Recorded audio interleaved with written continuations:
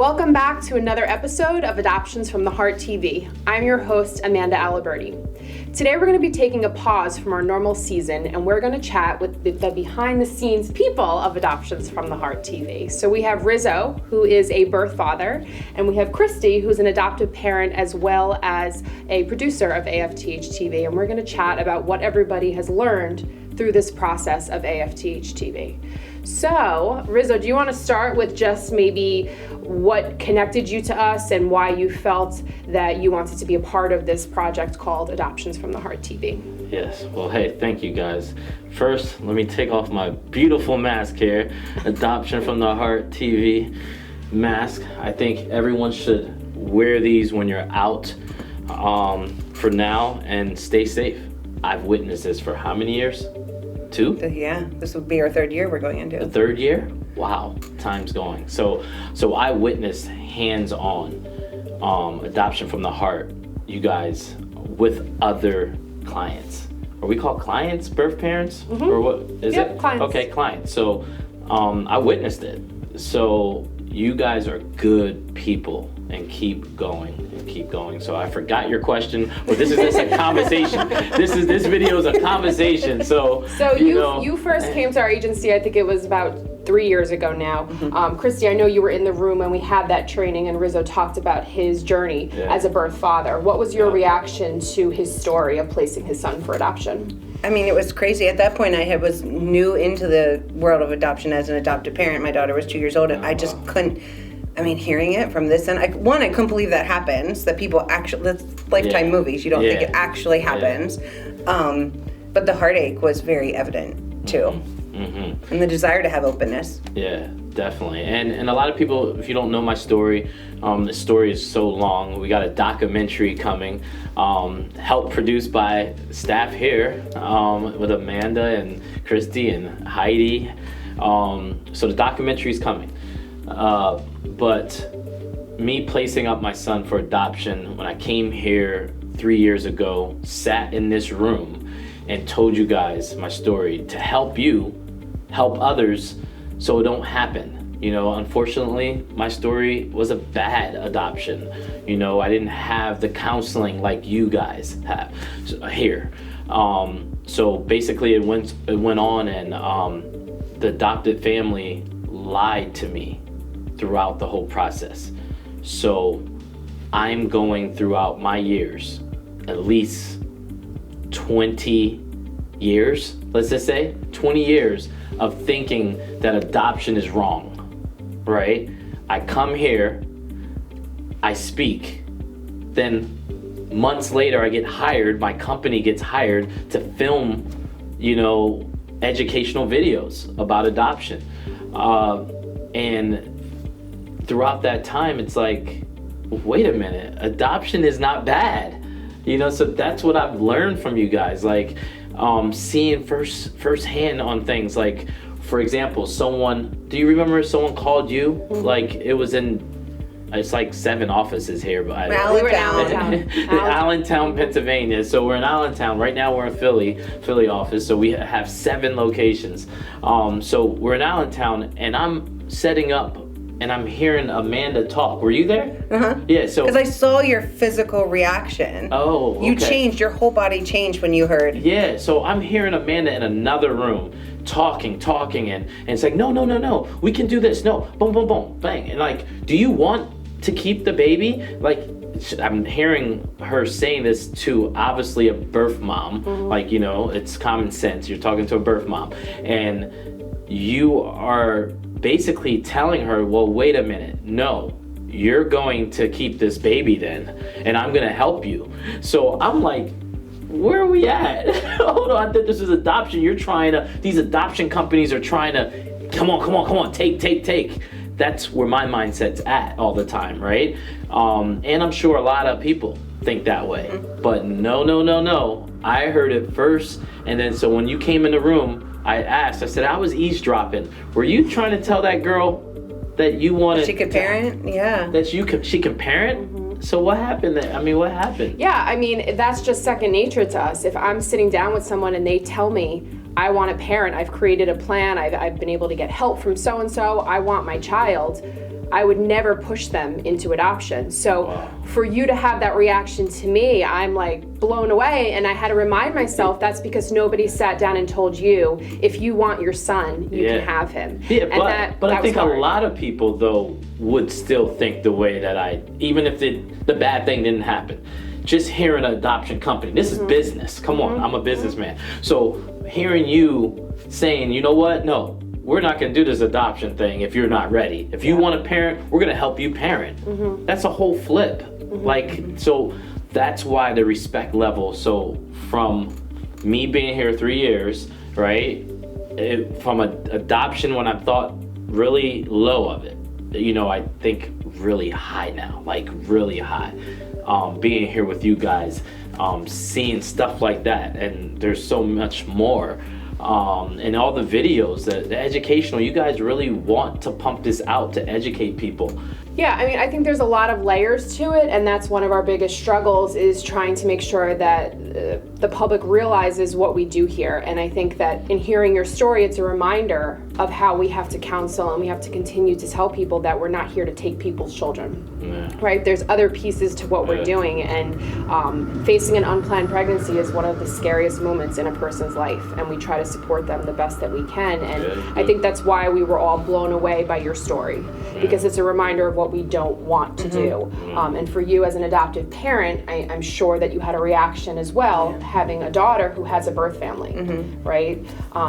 But one of the most powerful things has been seeing your progression over the last few years. And even though you've never come across as an angry, mean person, I think we all would agree that when Rizzo first came here, there was still anger inside about your adoption. And Which was understandable given the circumstances. I mean, it was righteous, and we understood why. I mean, that was important, which is why we keep preaching to people, you've got to keep the promises you make. Or you have to be open. If something changes in life, and we all get it, things change. You have to have communication. And so I think it was a great, because you hear about these stories happening, but you don't really realize that, like, who would lie about the child being adopted, or who would pretend that was their biological child, just based on the child themselves needing that history and that information.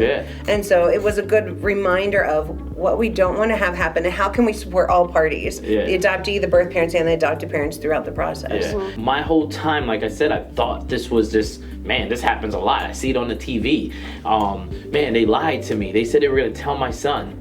You know, so my story, like, if you don't know the story, they lied to me. You know, they lied to my child. They said that, you know, he's theirs. Like, adoption never came out their mouths. There is one, like, you had a bad adoption story. But they're not all the same. However, that story reflects on us as professionals in the adoption industry. And we as professionals do not want that to happen to anybody. And so we fight to make sure that people know their rights, that people are educated, that birth fathers know their rights too, or expecting fathers, because sometimes they come in not knowing that you have any rights at all. We have a brochure specifically for fathers. We want people to go into this decision knowing everything is laid out and there's no secrets. There's a lot of unknowns, like you said. But for us, I would also say that things don't have to be as categories as this is a good adoption story, this is a bad one, because there are elements of good and bad in every story. In a perfect world, nobody has to make an adoption plan. In a perfect world, right? Nobody has to. That's not the world we live in. And so things happen. And so in our services, we try to be there for people who are exploring their options, knowing that they can come to somebody like Amanda or any of our other staff members and be able to talk freely and not feel pressured like you felt pressured, but not feel pressured and be heard. Like, we want you to feel heard. So that you can make the best decision. Because this is lifelong, for the sake of your child, for the sake of the family you're choosing, and for you, this is a lifelong relationship you're entering.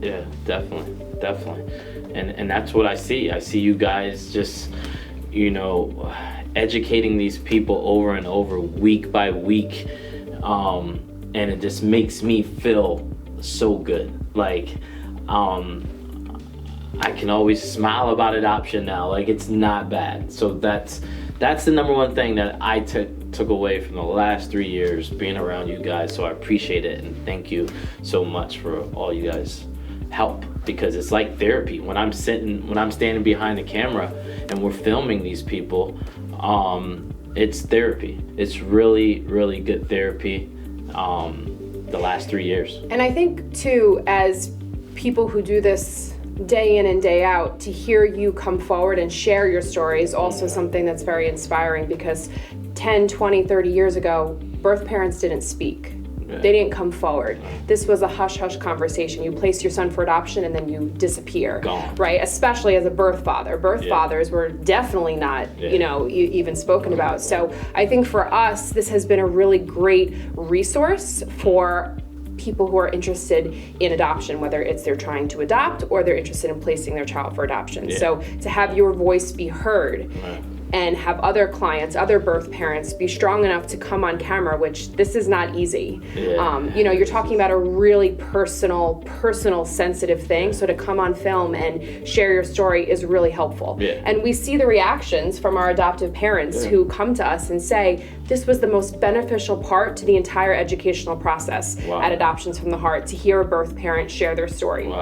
Because I can talk about it till I'm blue in the face, and I have no problem doing that, but I'm not a birth parent. I don't walk in your shoes. I don't know what it's like to place a child for adoption. So for them to hear it from you and to see in your eyes that you are hurt by the promises that were made to you is that much more beneficial to our families who are trying to have open adoptions. So we give you a lot of credit, because it takes a lot of bravery to be able to voice your experience, and all of our clients who come on this platform that we've given them, which is the design of AFTHtv. And it's not just telling a beautiful story. That's not what we strive to do. We try to show a perspective of adoption. Adoption is not all good. It's not all bad. It's painful. It's in the midst of the pain, there's some joy as well, and we're all trying to do the best by all sides. And so I think what I would suggest to everyone out there who's watching, I think it's really important to push yourself to hear stories that are unheard.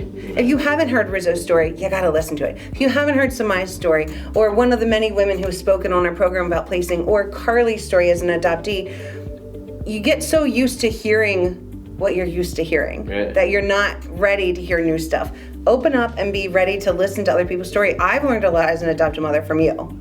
I learned so much from the women that you have on the program, and so I'm hoping that that's the same for those out there who maybe don't have any connections to adoption, but that can see it's not what you think. It's much more multifaceted and very different.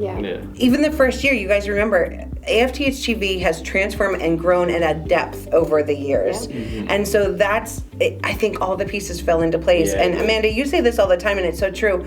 Behind the scenes, we need the people who are sharing their story.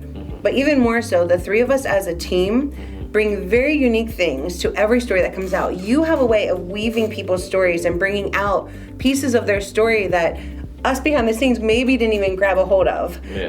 Rizzo, your viewpoint, not only behind the scenes from the camera, but as a birth father who would like a relationship like some people have, having you come out from behind the camera and talking to people, they walk away feeling empowered because they can't believe that them sharing their story has made an impact to you. So that's how, wait a minute, that's right. That's a good example right there. So people are sitting there, we don't know how they feel because we're not right there sitting when they're watching. But now that you just said that, when I'm filming and something touched me, I stop the set and I actually jump on and I take over and I start talking. So yes, it does have an effect on people. Wow. And I think they're able to speak in a different way when they know who you are. I mean, we recently did a segment with a couple, and you came from behind the scenes and said, "I'm a birth father," and I think their faces just totally dropped, and the trust was there, and they were able to speak freely because they felt like you got it, you understood.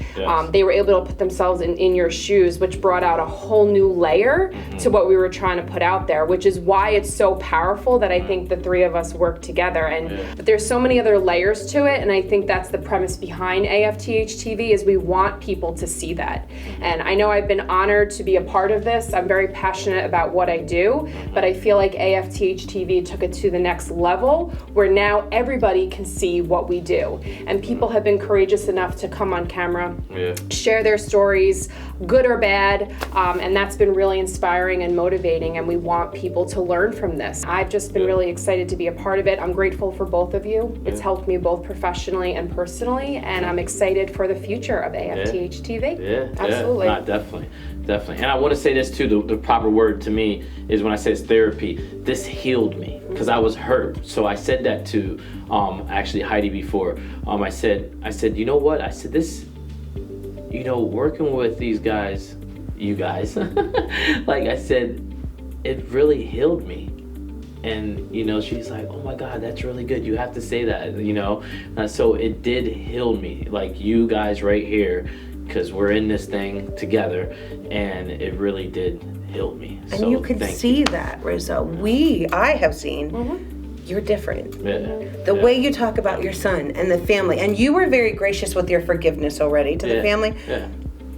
But I feel like it's deepened in a different way that you didn't realize it could get. And I think that I want to touch on, we all have gaps in our stories in life, and in adoption there's often a gap. Like you might not have the birth family that's in contact with the adoptive family, which when the adoptee grows up, you might not have that triad, a solid triad. Yeah. But through AFTHtv and in your personal story, when you start hearing stories of people who are other members of the triad, you don't assume anymore that you know what the other person in your story was thinking or doing or feeling. You become more open to, wow, there's a whole variety of stuff they could have been feeling. And I can't just assume or put what I think is being felt in there. And so you had become so much more open in general. And that's what we're hoping. We want fathers to feel heard. We want birth parents to have a platform to speak. We want adoptees to not feel like you have to feel the way people are telling you to feel. Yeah. You feel the way you're feeling. Yes. Our job, Amanda's job, is to help process it and help you work through it and help connect you with other men and women. If you're a birth parent who's struggling, let Amanda help connect you with other men and women who get it. That is part of the healing you mentioned. Yes. So before we leave, I want to tell you guys right here, face to face, thank you. I love you guys. I feel as though I healed, from this. I use the word healed because I told you this is like therapy, me coming to work. I'm behind the scenes. I'm listening to all these Adoption from the Heart TV stories. And it's like, this is amazing. Like, adoption is amazing. And my story can help people. Like, that's what I feel right now. So I feel like I am healed. So that's what I'm taking away from this 3 years of working with you guys every month, and not skipping a beat, and we're helping people. So we're helping. What did you get from this? Well, I just wanted to say that I think it's really important that you remember that you wear a very important hat in all of this that we're doing, because your story, even though it's about you and you're obviously worried about your experience and what holds in the future for you, you're helping other people who maybe don't have the opportunity to connect with their birth parent. And that's a big responsibility. I mean, we've had birth parents come to us and say, hearing Rizzo's story made me feel inspired. It made me feel like I'm gonna be okay. We've had adoptees come to us and say, I was able to connect with my birth family. I was able to connect with my story, even though I've never met them before. And that's really powerful. And that's the idea behind AFTHtv, is that we're able to close the gap on situations where people have not been able to hear their story and know other pieces in their adoption triad. So for you, Christy, what do you feel like overall you've gained from this experience of AFTHtv? I think when you start, you think people from each of the pieces of the triad are completely different. But the truth is, there's been a lot of insecurities across the board. There's been a lot of worries. There's been a lot of lack of communication. But when you start understanding that there is another perspective to the whole process, that if you're looking at it and it's focused on, as an adoptive parent, your child, you will look at things in a different light. If as a birth parent, whether or not you had a great experience, you look at it as, wait, let me see these other pieces. Or adoptive parents who might be wondering, why is communication ebbing and flowing? When you hear other people's stories, you will understand there's a whole different world that you don't even know about that is going on. So I think it's connecting people, and it's not making assumptions about any piece of the story, or that all adoptions look the same, or that they all have to be either happy or sad. Adoption is so bittersweet that there's all these things mixed in. And so I think it's hearing people's story and having them feel empowered after they tell their story and they see it air and they see the comments underneath and they feel just like you feel like you're helping people because you see the comments. When people see that they don't think their story can have an impact, right? Yeah. Then they tell their story and they have no idea the impact they're having on people, and you won't know all the ripples. That's been hugely powerful. And I know having a part of listening to everybody's stories and connecting the three of us together has changed my life as an adoptive parent, but also as a professional and as a person in general. And so I think we have to realize that while stories might seem very, very different, there's usually a unity among them all. And another thing with this Adoption from the Heart TV, with Maxine, Heidi, Christy, Amanda, and the whole staff, right? But big props, because